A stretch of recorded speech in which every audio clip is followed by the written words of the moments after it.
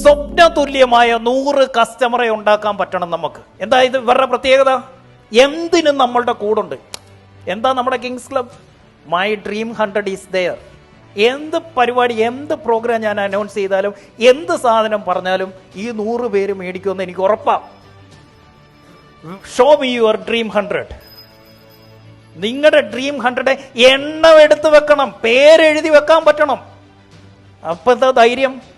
100 എന്തായാലും വിറ്റ്, ഇനി 101 കുറിച്ച് ചിന്തിച്ചാൽ മതി. Where is your dream 100? ആ ഡ്രീം 100 മേടിക്കുന്നുണ്ടെങ്കിൽ ഇറ്റ്സ് എ പ്രൂഫ്. ഇനി വേറെ ആളുകൾ മേടിച്ചോളൂ. എന്തിനാ ഇങ്ങനെ ചെയ്യണമെന്ന് പറയുന്നേ? എന്താ എക്സ്പേർട്സ് എല്ലാവരും ഇങ്ങനെ ചെയ്യുന്നേ?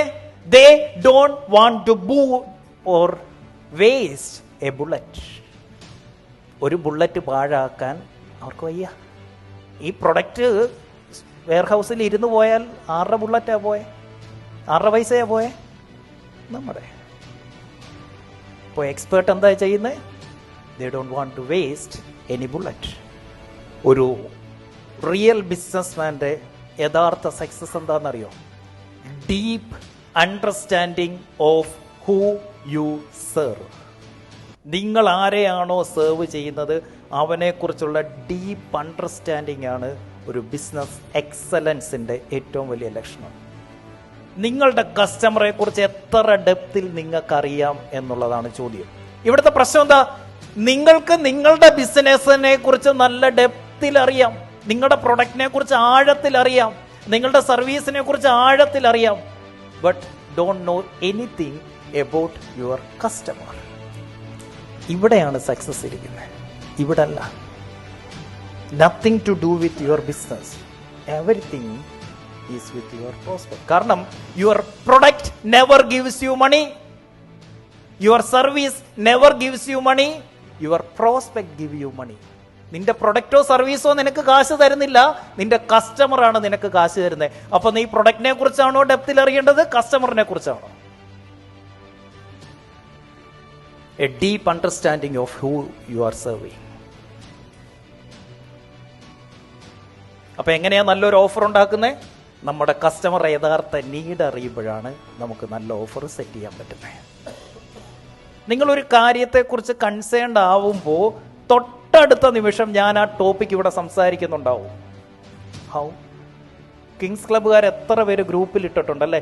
ഇന്നലെ സാറേ കിടക്കുമ്പോൾ ഇതെങ്ങനെ പരിഹരിക്കുമെന്ന് ആലോചിച്ച് കിടന്ന് ദാ ഇന്ന് രാവിലെ സാറ് പഠിപ്പിക്കുന്നത്.